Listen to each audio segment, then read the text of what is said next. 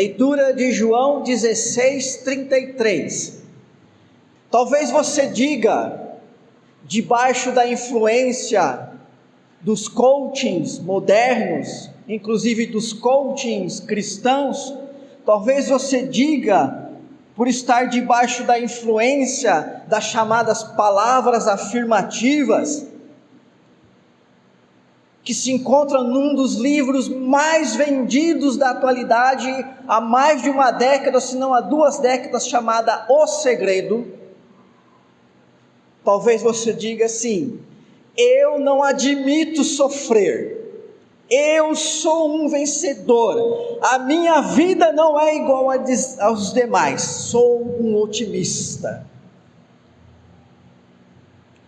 Pode ser que essas sejam as suas palavras. Fato, irmãos, irmãs, querer sofrer ninguém quer,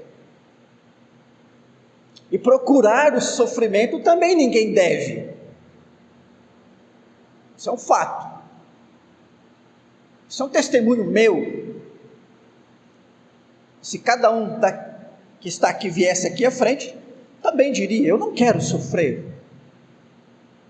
e entendo que não devo procurar o sofrimento. Mas independente disso tudo, irmãos e irmãs, continua valendo aquela experiência universal. Todos sofrem de uma forma ou de outra.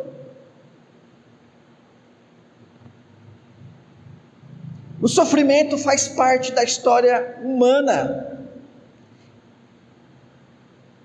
O sofrimento está acompanhando o ser humano desde aquele dia em que o pecado entrou no mundo. Aliás, sofremos justamente por causa da existência do mal. Sofremos por causa da corrupção, sofremos por causa da morte, da doença, sofremos por causa de relacionamentos que ficam conturbados, sofremos por causa de atitudes egoístas. Então nós sofremos por causa do mal.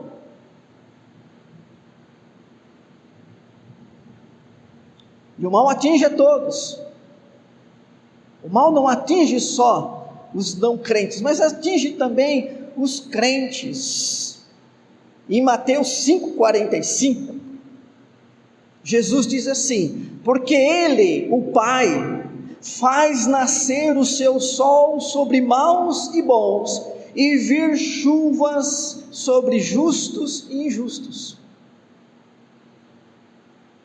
O mal, a pessoa má, a pessoa boa, a pessoa justa, a pessoa injusta, elas têm em comum o sol e a chuva.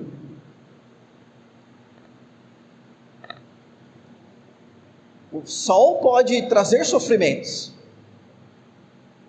dependendo da intensidade, o lugar, a época, a extensão, períodos de grande estiagem, assim como chuva também. Pode ser bênção, mas também pode trazer sofrimentos.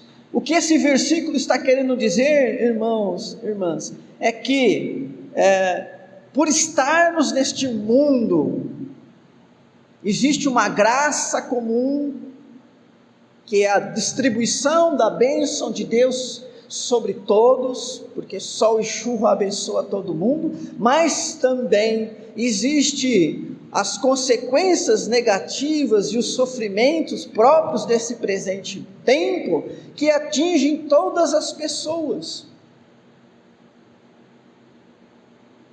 Eu tenho certeza que em algum momento em que você viu, presenciou, testemunhou, ou ouviu falar de uma pessoa boa, de uma pessoa honesta, mas que estava sofrendo muito, talvez você tenha dito assim, e isso não é incomum de dizer: fulano não merecia isso. Por outro lado, quantas pessoas malignas nós temos nesse nosso país, que se apresentam aí na mídia como poderosos, como donos de riquezas, pessoas que parecem viver uma vida boa, uma vida de segurança, de conforto, de riqueza, de saúde, e às vezes a gente pensa assim: nossa, esse fulano é que merecia, né, ser punido. Muitas vezes é assim: quem merece um acalento, quem merece um conforto não recebe. Por outro lado, aquele que não merece, às vezes recebe. Essa é a condição do mundo que nós vivemos, irmãos e irmãs. E por quê? Sim, somos filhos de Deus, mas nós somos filhos de Deus numa terra de maldade. O nosso mundo atual, ele tem se apresentado muito bonito. A tecnologia, a ciência tem tornado o mundo muito bonito de se ver, de se falar dele. Mas ao mesmo tempo que ela deixa esse mundo mais bonito, ela não resolve os grandes males da sociedade. Aliás, há pessoas até que fazem uso de toda essa tecnologia para, inclusive, tornar o mal ainda mais eficiente. Quando a modernidade nasceu, e o nascimento da modernidade é apontado aí pelos estudiosos entre o século 16 e 17, quando a modernidade nasceu, então, nesse tempo, há 5 séculos atrás, mais ou menos, ela nasceu debaixo da bandeira do otimismo. As pessoas que aderiram à modernidade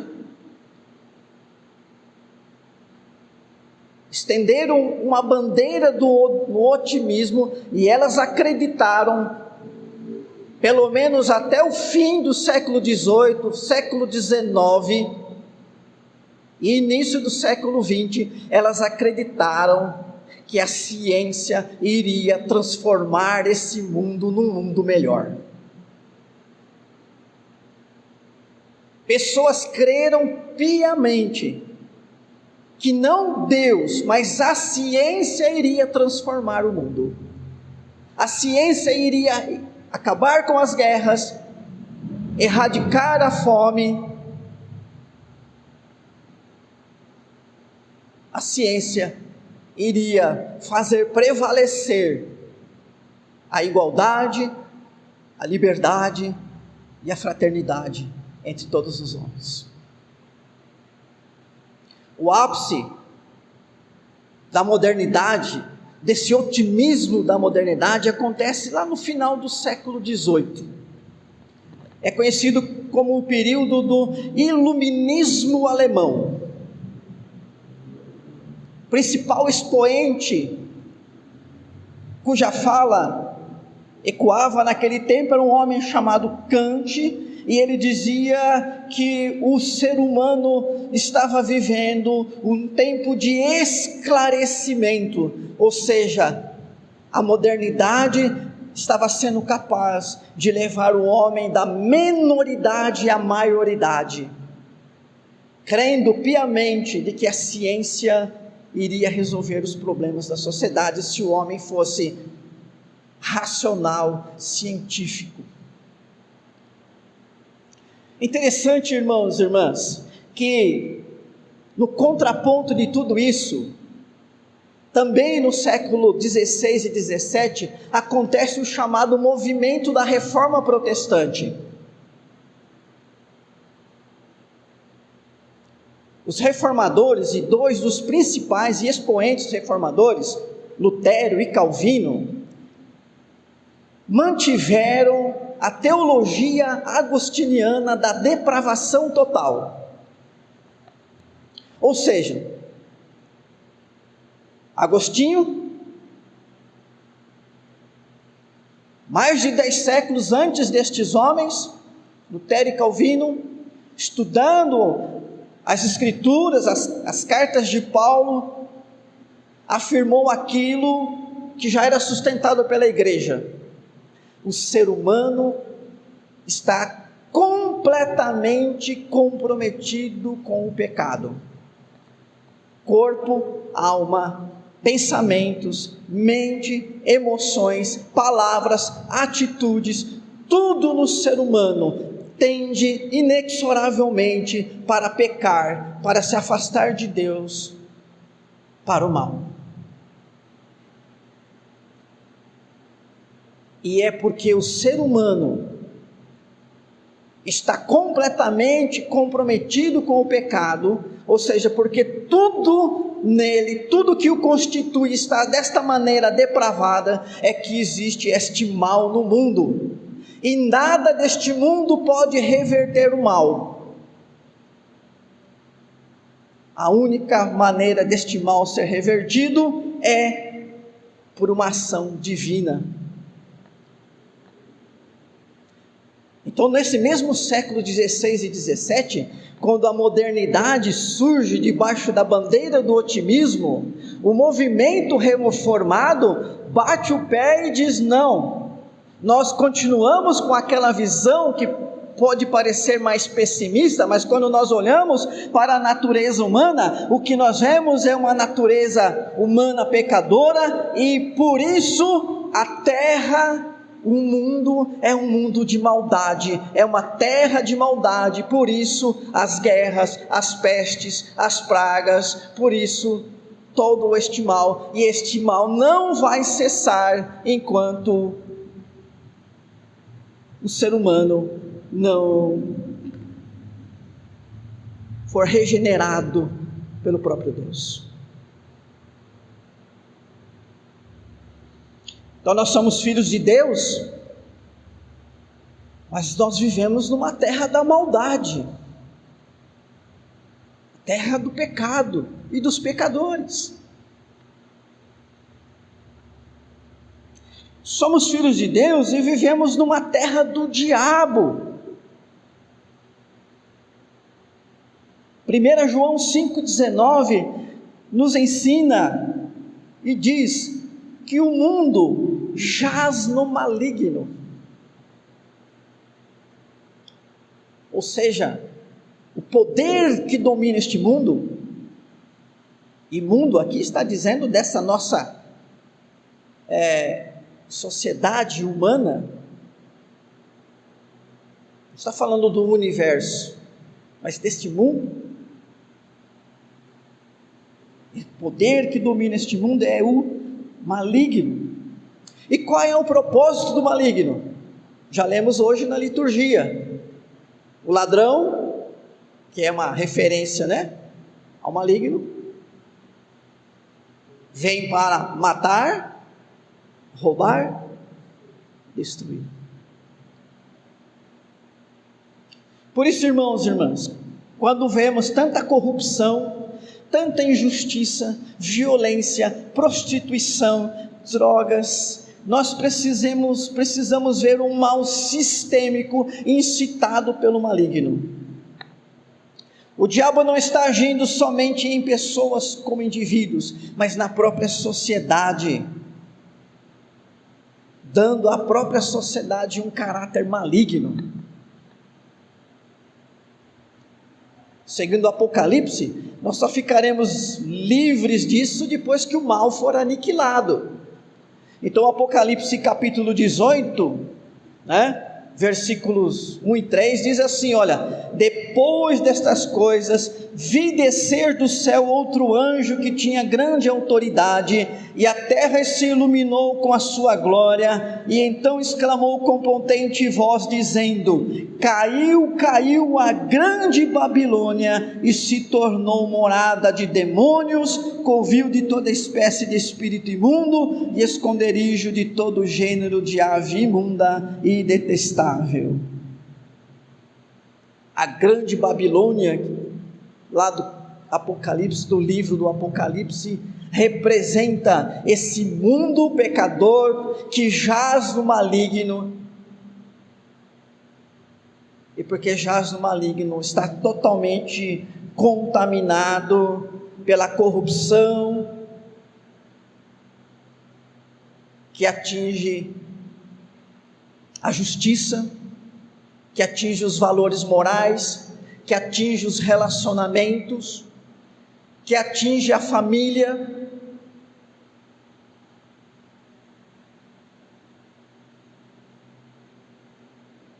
Por isso, vivemos num tempo, irmãos e irmãs, muito difícil de ser vivido. Muito difícil. Talvez nunca tenha sido fácil.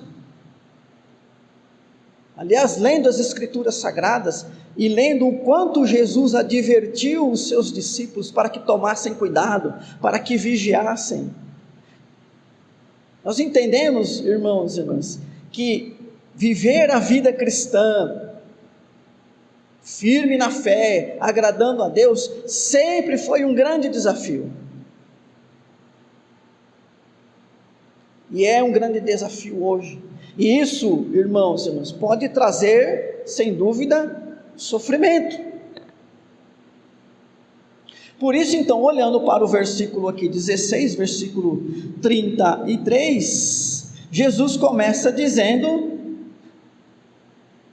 estas coisas vos tenho dito para que tenhais paz em mim. E aí ele faz uma afirmação: no mundo passais por aflições.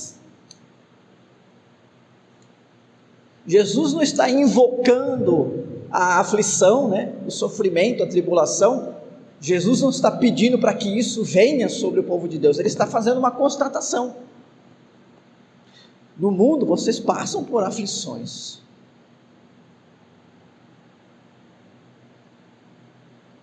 Passamos mesmo. Somos filhos de Deus,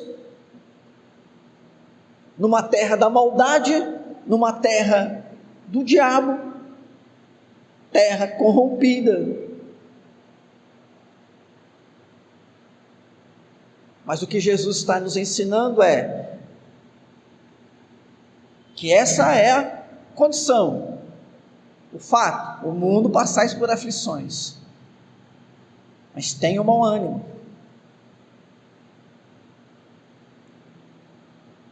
Tenham a paz e tenham bom ânimo.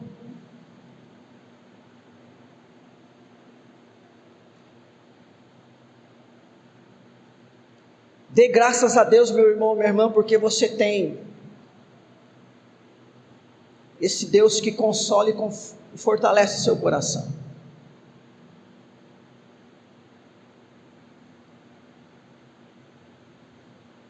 O Givelso agora falou aqui, que domingo passado ele precisou voltar para socorrer pessoa da sua família, com uma palavra que pudesse trazer paz e tranquilidade naquele momento. E eu sei que esse trabalho eles estão continuando a fazer. É isso, queridos. Nós temos recebido esse privilégio de poder passar, sim, pelas aflições, mas saber que temos sido cuidados e sustentados pelo Senhor, que temos recebido dele a sua paz, e que na vitória dele podemos ter ânimo. Agora imagine se você estivesse passando pelos sofrimentos que você passa, se você não tivesse fundamentando a sua esperança, se não tivesse descansando o seu coração em Deus. Imagine isso.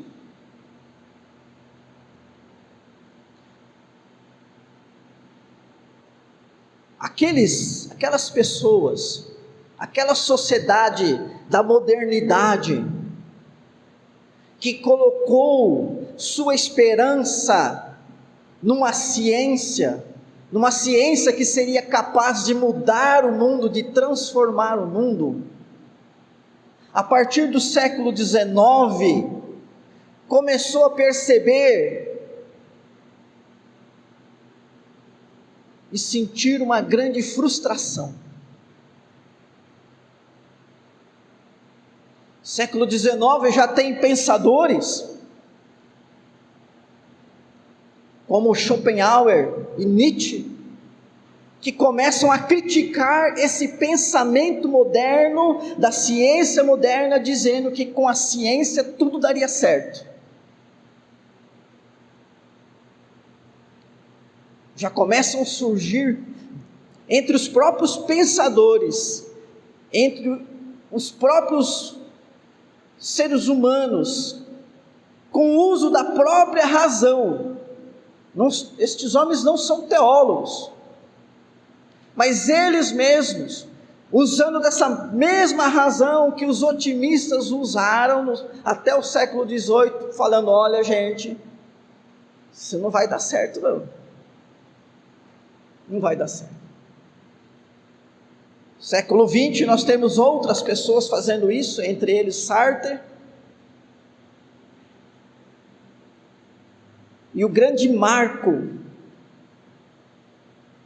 que demonstrou que aquele projeto, aquela ideia triunfalista da razão, da ciência moderna, não transformaria o mundo, tem sido considerado por muitos como o Holocausto.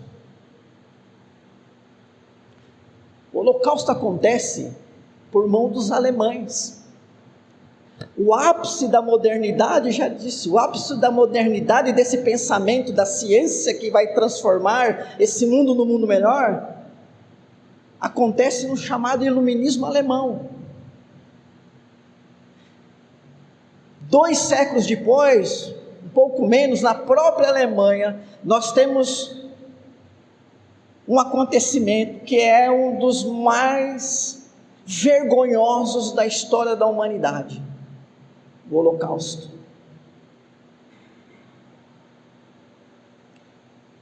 Para os historiadores, os pensadores, ficou muito claro ali pela história que o ser humano está mais técnico, o ser humano está mais científico, mas ele não está melhor.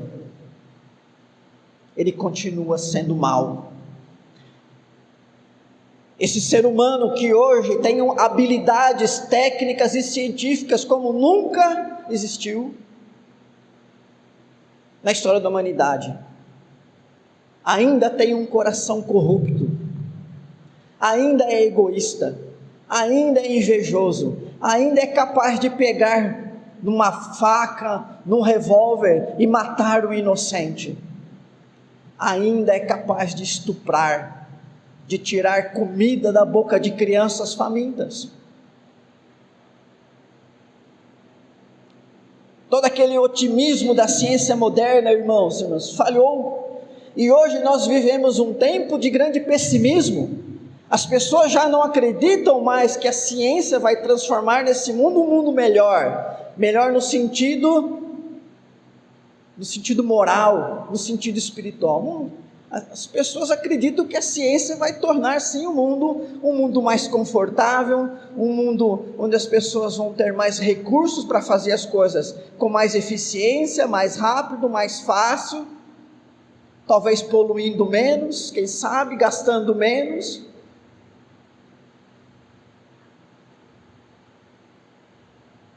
O otimismo da ciência moderna falhou, e então, irmãos e irmãs, aquele pessimismo da teologia agostiniana, sustentada pelos reformadores, hoje, mais do que nunca, mostra, queridos irmãos e irmãs, de que sim, temos que olhar para o ser humano, e ver que ele é um pecador, e que somente a fé é capaz de mudar as pessoas. É somente crendo em Deus, confiando em Deus e buscando a Deus e usufruindo da paz, do amor de Deus, que é possível viver nesse mundo de uma maneira melhor. Jesus começa o versículo 33 dizendo: estas coisas vos tenho dito. O que é que Jesus estava dizendo? Interessante que o capítulo 13 de João até o capítulo 17 formam um bloco E no versículo 1 do capítulo 13, Jesus, ele começa a falar a respeito do amor do Pai, o amor de Jesus pelos discípulos. Então esse bloco começa falando do amor de Jesus. E lá no capítulo 17, versículo 23, este bloco se encerra falando do amor do Pai e da presença de Jesus com os discípulos. Então João 16:33, ele acontece dentro de um contexto, dentro de um bloco que começa falando do amor e termina falando do amor e do cuidado de Deus. Então Jesus está dizendo: olha, eu estou falando para vocês do amor e do cuidado de Deus, por isso tenham paz em mim. Como é que eu posso ter paz nesse mundo, irmãos e irmãs, tão conturbado, com tanta maldade, esse mundo que jaz maligno? Encontrando no amor de Deus a minha paz. Tenho paz porque eu sei quem ama a minha vida, porque sei quem está presente comigo e quem cuida de mim.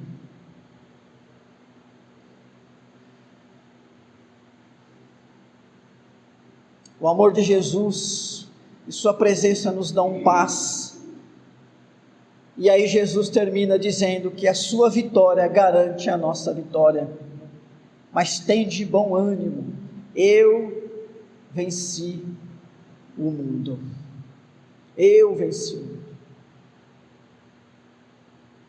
Se eu venci o mundo, e se eu amo vocês, e eu estou cuidando de vocês, fica animados, não desanima não.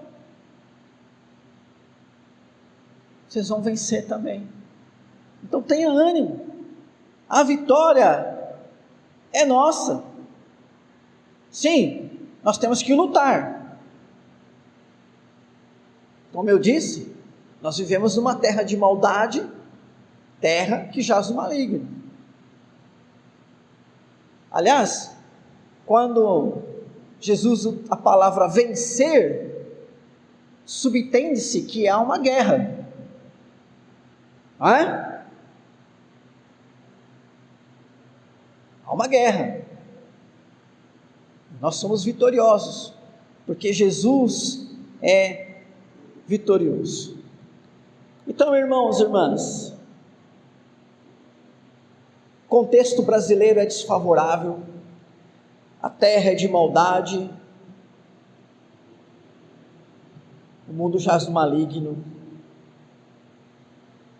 Que você possa, descansando nesse amor de Deus por você, na presença de Cristo em você, ter paz e ter ânimo, estar certo que você, ainda que passe pelas aflições, irá vencer. Vai chegar até o último dia, firme na sua fé, e vai ouvir o chamado de Deus para estar com Ele na eternidade, para a vida eterna.